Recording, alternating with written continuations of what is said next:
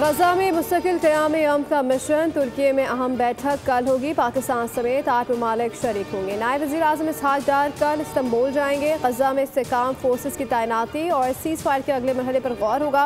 पाकिस्तान जंगबंदी के मुकम्मल निफाज और इसराइली इनखला पर जोर देगा। फ़लस्तीनियों के लिए बिला रोक टोक इंसानी इमदाद की फरहमी और गजा की तामीर नौ का मुतालबा किया जाएगा। पाकिस्तान का फ़लस्तीन की आज़ादी और हक़ खुदरादियत, अमन और इंसाफ की बहाली के लिए किरदार जारी रखने का अज़म।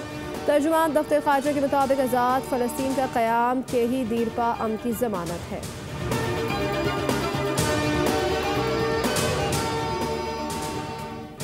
ईरानी सदर मसूद पज़ेश्कियान का एटमी तवानाई इदारे का दौरा। जौहरी तनसीबात की मौजूदा सूरत हाल पर तफसीली ब्रीफिंग दी गई। ईरानी मीडिया के मुताबिक सदर पज़ेश्कियान ने दौरे के दौरान कहा कि जौहरी तनसीबात दोबारा तामीर की जाएंगी और पहले से ज़्यादा मजबूत बनाई जाएंगी। ईरान जौहरी हथियार हासिल करने का ख्वाहा नहीं।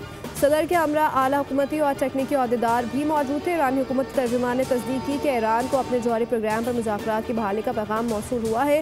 तेहरान हुकूमत का मौक़िफ़ है कि ईरान का एटमी प्रोग्राम पर मकासद के लिए है और मुल्क अपने साइंस और टेक्नोलॉजी के हक़ से दस्तबरदार नहीं होगा।